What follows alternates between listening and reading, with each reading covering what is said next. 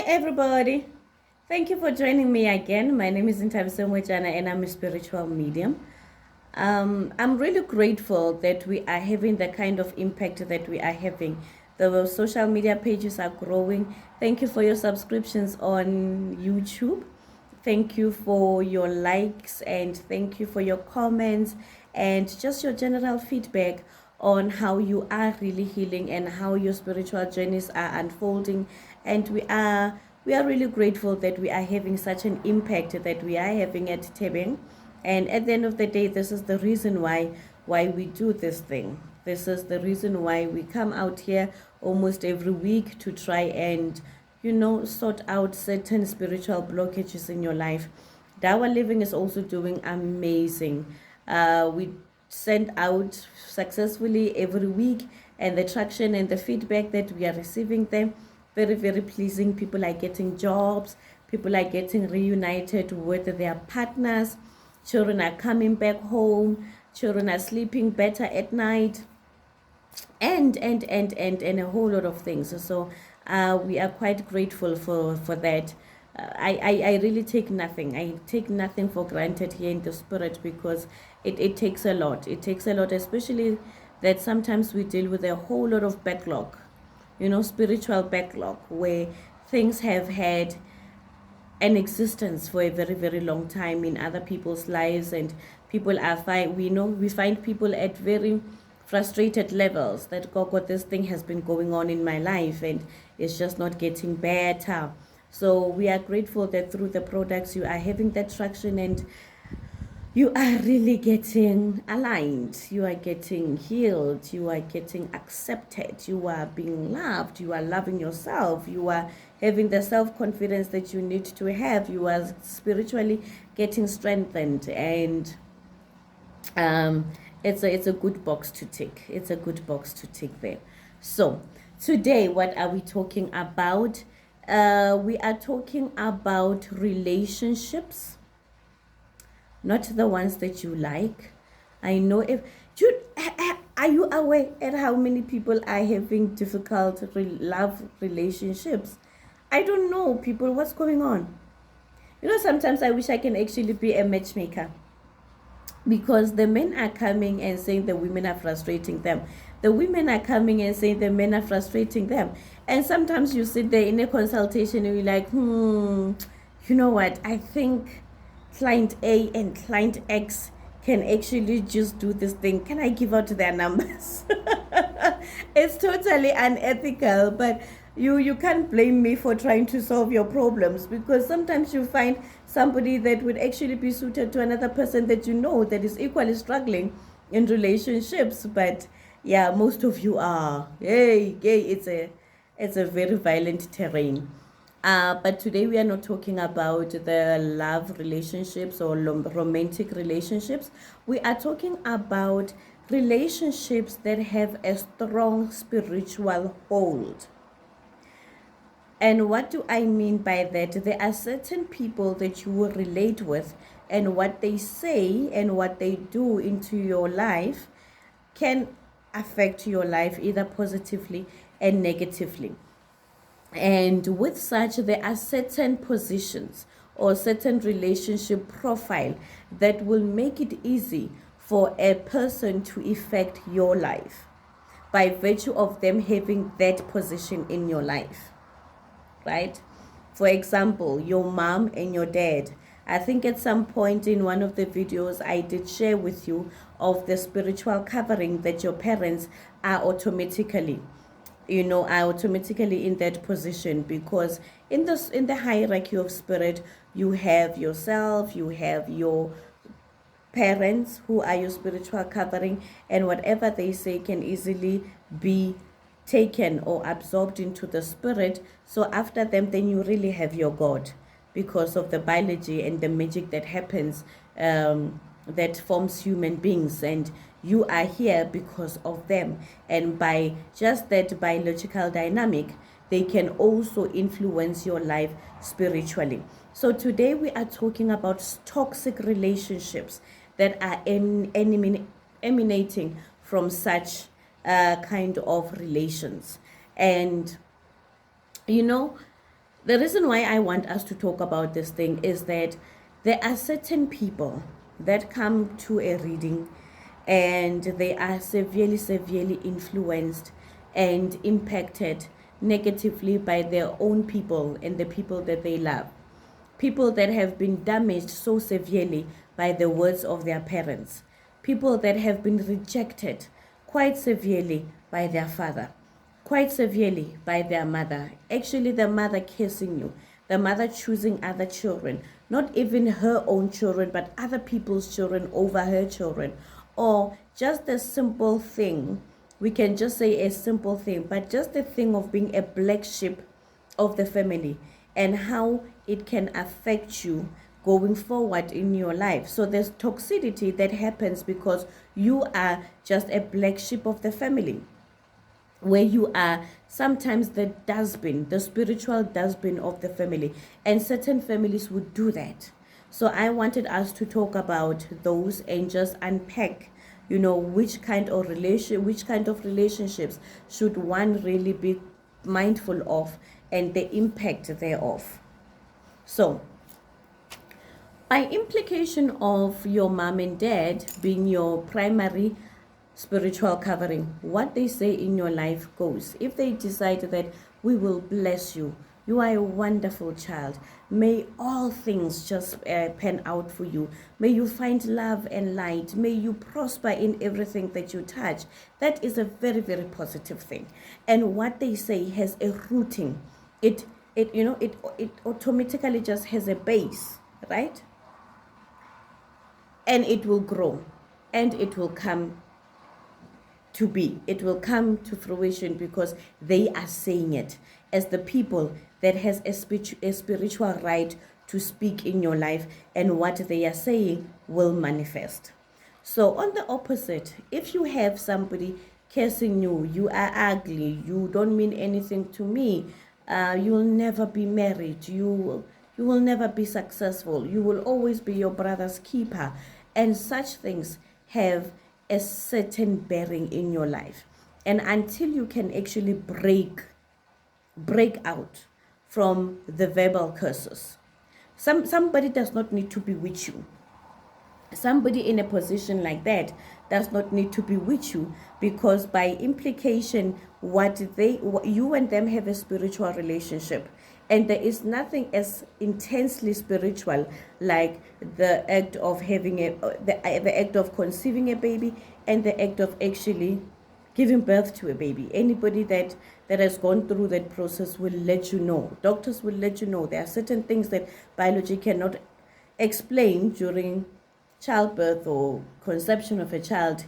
It has a spiritual element to it. So by virtue of them being able to get in and out of your spiritual passage, now the pictures that they paint, that they put up in your spiritual passage, whether it's amazing, curse, you'll never amount to anything, you are useless, oh but you are blessed, you are going to be such a gift to the world, a light to the world, certain things like that will go forward, they will go on, they will manifest.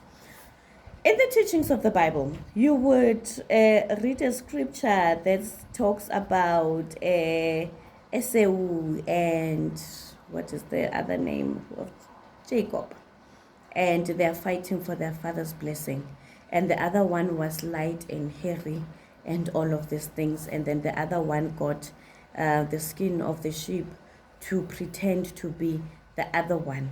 And the father, because he was blind, he touched him and he blessed him, and he blessed the wrong child. But the significance of blessings, of your father blessing you, means a whole lot of things. It means a whole new thing. And just by them doing that, you kneeling at their feet and them blessing you, amazing. That is why people would go and say, but daddy, I will not get married until I get your blessing, because they know the spiritual hold of your parents blessing certain things that you do in your life, and they understand the opposite ramification of you not having such a blessing coming from your parents. And then you would have Joseph, who was the favorite of of the father, and he had this beautiful rainbow coat there. It was nice and warm, and the father kept on blessing this child, and this child went on to be extremely blessed, even beyond the life challenges that were posed on him because of the anointing that he has had. He still went on and became blessed because, one, he was blessed by the father. He was the favorite. And if now you get to just have a natural anointing and you have your own parent blessing you, you are good to go. And when that, so in the inverse, if you find a parent that is cursing you, it has serious ramifications to it. And there is this term, just a general term here in South Africa, that people would say, "Borakadi ba lawyer," meaning that rakadi is the sister to your father, right? Is an aunt, the sister to your father in most of South African languages. So there is a certain position, certain spiritual power that somebody would have by virtue of them being somebody else's rakadi. And that is why when children are getting married, there is a song that they sing, rakadi ya ngwana, rakadi ya ngwana, rakadi ya ngwana, tlaola ya ngwana, which means the aunt of the child from the father's side come and give this child certain instructions before they can actually go into the other family. But what this rakadi were ever to say in your life is binding. And by virtue of this person being a rakadi in your life, there are certain things that they can just say, and spirit will just open up a portal, like say it and it will happen. So most rakadis do not necessarily need to be with you. They don't need to go and pay a faulty healer. They don't need to do anything. Just by virtue of them speaking a certain thing in your life, it will happen. The same thing, so an rakadi would be an aunt from your father's side. So she would be, and some people would also attach the title rakadi to a man as well, ne? So I don't know how that one works. In certain tribes, especially in Sepedi culture, you would find rakadi wa monna and rakadi wa mosadi. So the title that rakadi, sometimes the person, the man who is married to your aunt would also now assume that title as rakadi wa monna. Some people do it in that way.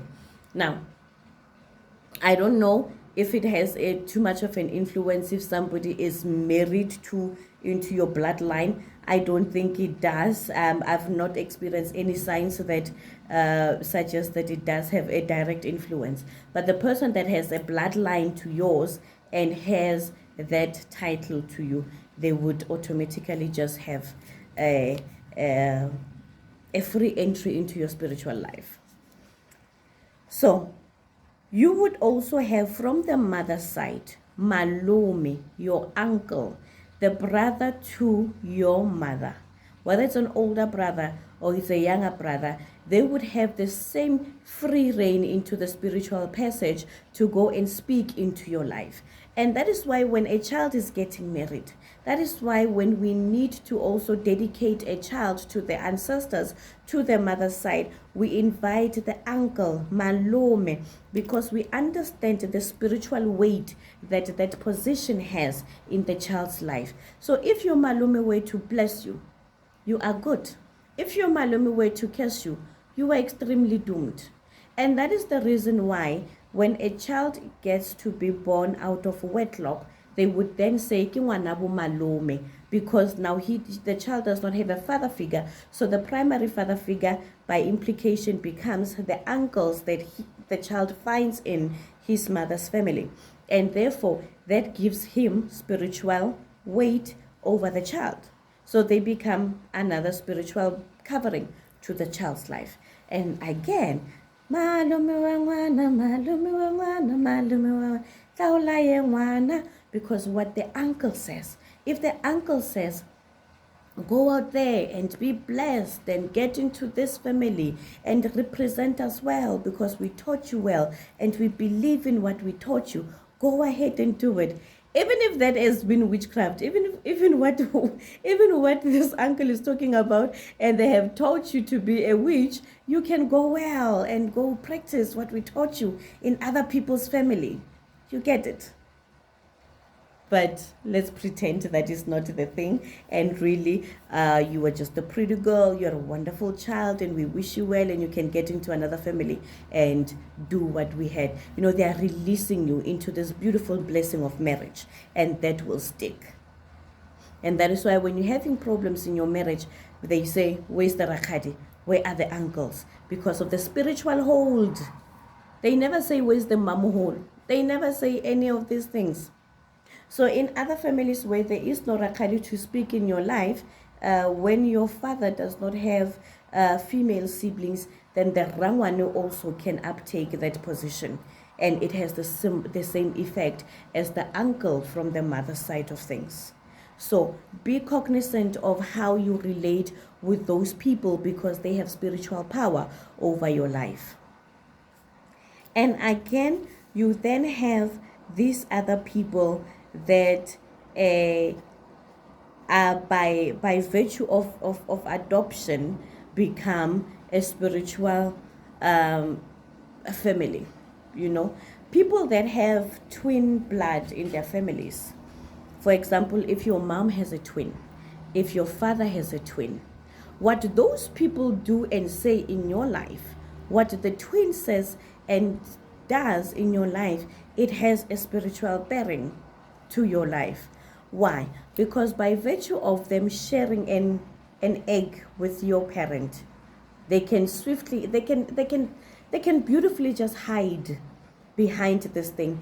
And sometimes it's too hard to crack it in spirit and see exactly that this child is being bewitched by the aunt that is a twin to the mom, or a twin to the father, or the uncle that is a twin to the father, because they share one egg. So it would look like it's just one space in the in the spiritual realm. I remember a few years ago I did this reading on a lady, and I kept on saying, hi man, this person who is your mom, they are just not doing right by you. And the lady said, but Gogo, my mom is the most amazing. We pray with my mom. And I'm like, this is not true. There's a person who's representing herself as your mother in the spirit. And about 30 minutes into the reading, this lady says, but Ausintabi, my mom has a twin. And we're like, dang. Because now this person was hiding and masquerading as this child's parent. And now she could have all of the spiritual free reign in the child's life. So the twin blood, the twin thing is also, again, something to be mindful of. All right. And then now we have the spiritual families. What are spiritual families or spiritual parents? You would realize that in today's language, when a person is your spiritual guide, people would then give them a title as a spiritual mother, or give them a title as a spiritual father. And if we are busy praying together, then somebody would give you a title and say, you are my spiritual sister, you are my spiritual brother. So by implication, they have made a formal adoption of you and your spiritual life in spirit. And whatever these people say in your life also has a bearing. So that is why it's so easy. It's so easy for people to be duped by certain people that they put in these positions as their spiritual parents, because you have then say, I am relenting the spiritual or the automatic spiritual covering that my birth mother comes with, and I have taken my mom, Rudy, or whoever to become my spiritual parent, and therefore what they say can actually happen. They can bless me, they can curse me just as equally. And you would wonder, why can't I shake myself out of this thing, this bondage, this whatever? Because now you have made a spiritual adoption, a formal one, that in spirit it would look like God and spiritual mom and then you. So we must be very careful about the titles that we give people, because they have taken us or they have taught us out of a certain situation. And then automatically we then give them our entire, spiritual life. And we say, this is yours, take me, Papa. Very dangerous, very dangerous. Because if Papa or Mama's intentions are not best for you, then we have a different story altogether. And then we have people that are our lovers along the way, our partners, our my munchunos, my baby. These people, by virtue of you sharing a spiritual act, a sexual act with them, and certain people would say, no, but Gogo, we use protection. It is not about the direct transferal of bodily fluids. It's about the covenant that you will share my being and I will share my being with you. Already we are bound by us agreeing to be consummating whatever relationship in the way that we are consummating it, by us getting into this act, right? I've given myself over. Now, there are people who come to a reading and they are unable to stay in relationships. They are unable to have beautiful, fruitful relationships because of a certain relationship that they've had long time ago. And this person decided, I know, but Salamina, you are too gorgeous. Salamina, you are wonderful. So I am going to make sure that I hug you in spirit, and nobody else can actually live with you unless I give a spiritual allowance. So certain people would not let you go in spirit. They will bind you in spirit. And by virtue of you and them having shared your DNA, they have complete access to you. Get it? That is why it's very, very important after every relationship, and hopefully there are not too many, but I've spoken to most of you. Most of the time I have spoken to most of you. So I know you are living. I know you've lived. So in most cases, in most times, it is very important to get out of a relationship and cleanse yourself. And it's very important to get out of a relationship and get out. Because most of you get out of relationships and keep a smaller passage just in case, things don't work out. I turn 40 and I'm not married. I can keep on, saying hi to you. You are my fallback plan. Yeah, I still love you. Remember when we were amazing? You can't. You have to get out of relationships and get out. Because if you keep those little doors ajar and you are not sure of the other person's spiritual identity, then you can fall prey into many things. So that is why it's highly, highly important to go and take people through a spiritual vetting and go ask your people, is this person one with me? Can we live? Is my spirit one with this person? And so that is why things like one night stands are very dangerous, because we don't have time for our ancestors to do a due diligence, We let our emotions, he has bracketed legs. That's the due diligence. And rutu, we are just right in the thick of things. So it's quite important. It's quite important to know this kind of ties that we make. It's very important to understand. So now, how do we deal with this thing? Get out. Get out. If you are in a toxic relationship, there's the toxicity that is coming from the things that your parent has implanted in you. Divorce yourself. Make a conscious decision to not want to force yourself back, because this is also a very systematic and a very abusive thing. When people of this nature do this thing, they understand the dynamics of abusing a person mentally. They reduce you to nothing. They make you dependent on them. They do certain things so that they can lure you in, and suddenly you are very, very dependent on them. You want their approval, you want everything else to happen so that you can please them. Once a person has decided that they are going to speak negatively in your life, once a person has decided that they will mock you, once they have decided, they have decided. And it's about time that you decide to say, what works well for me? What does not work well for me? What has spiritually damaged me beyond a point where I can really repair myself? And make peace with that and say, I cannot change this person, but I can move away from them. You can self-isolate, either physically and spiritually. Take yourself out of the bondage of such things. I think I'm about to sneeze. And I am mid-recording. Sorry about that. I've just been having sinuses the entire day with consultations. I am so sorry. This is where I suppose I need to stop the recording. But before I do stop the recording, I just want to say you really have the power. You really have the power to turn back, because the damage that they keep on depositing in you all the time, and you fix yourself and you come back and they deposit the damage again, you come back. Certain things would also happen in your own marital space, in your own marriages. If you are in a marriage that is causing you toxicity, that has toxicity in your life, please make a conscious decision to preserve yourself. Other people come into a reading and say, this man has not touched me for 10 years. This woman has not let me touch her for 10 years. And it's killing me. I do not know.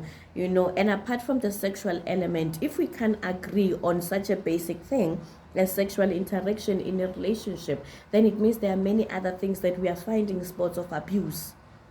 Before we can get there, somebody's using this thing as it's a goal, it's a price, and you're not going to get it, and you are staying there for 10 years. This person has questioned a lot: your beauty, your sexual appeal, your confidence, your everything else. And we find people having other relationships because of, in this relationship, things are just not working out. There are certain people, you look at them and you find, oh, I have 4 people in this marriage. Give me your marital surname, and they give you the marital surname. You're like, oh, okay, there's a whole community in there. Some people are hiding, like this black chair. You just see another person hiding. You see another woman, there's a guy there. And you are then getting involved into certain spiritual intersections. And because the marriage itself is toxic. So all the time, you have the power to preserve yourself. And when you have preserved yourself, you have the power to reinvent yourself. For as long as you are still alive, God has still given you breath, and your ancestors are still there. I say you cannot fail. You cannot fail. May the good Lord bless you. May you have good and profitable relationships, because relationships, like bloodlines, are hereditary, and abuse and neglect and poverty are systematic issues of the spirit that we keep on perpetuating over and over, because somebody just didn't have the power to say stop. So if it's not going well, stop.